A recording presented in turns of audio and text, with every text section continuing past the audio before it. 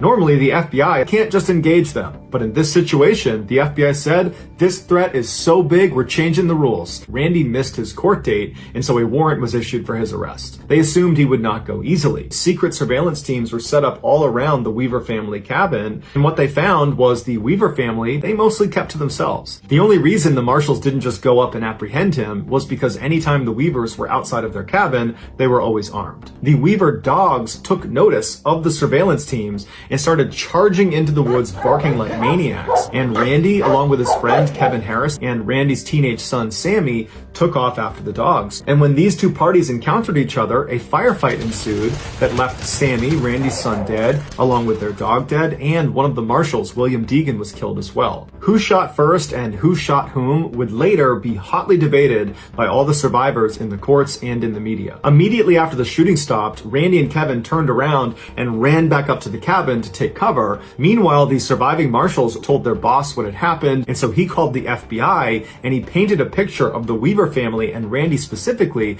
as this enormous threat and that they got to come in force to put an end to this thing. And so the next day, hundreds of FBI agents, huge vehicles and helicopters, they all showed up getting ready to do battle. They authorized all of their snipers to shoot any armed adult without warning them. Normally, the FBI can't just engage them, but in this situation, the FBI said, this threat is so big, we're changing the rules. And so you had all these FBI snipers all around the Weaver property until Randy, Kevin Harris, and Randy's teenage daughter Sarah decided to leave their cabin and go down to Sammy to pay their respects. But Randy and Kevin were carrying weapons, and so after they left the cabin, snipers opened up on them. In that initial volley of fire, only Randy got hit in the shoulder, and so Randy, Kevin, and Sarah, they turn, they start running back towards the cabin, and standing in the doorway is Vicky, Randy's wife, and she's standing there holding their 10-month-old daughter, and so Randy makes it inside, Sarah makes it in the front door, Kevin is the last one to go through the door, and right as he's going through the doorway, the sniper had his sights set on Kevin, and he fired, he missed Kevin, and it killed her instantly.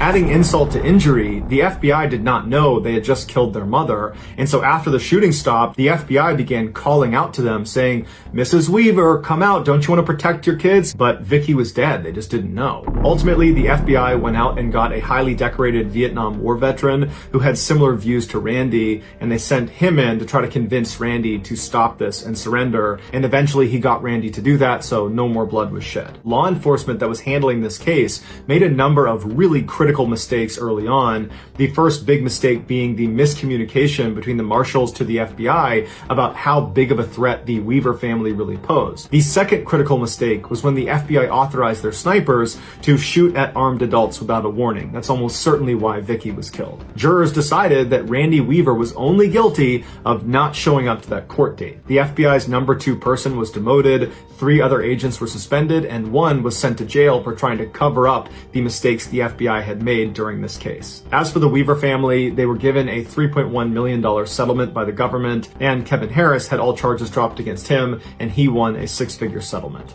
Of all the pictures that came out, there's none more famous than this one taken by one of the surveillance teams of Vicky just before she was shot by that sniper. Just know that I really appreciate your support, and until next time, that's going to do it. See ya.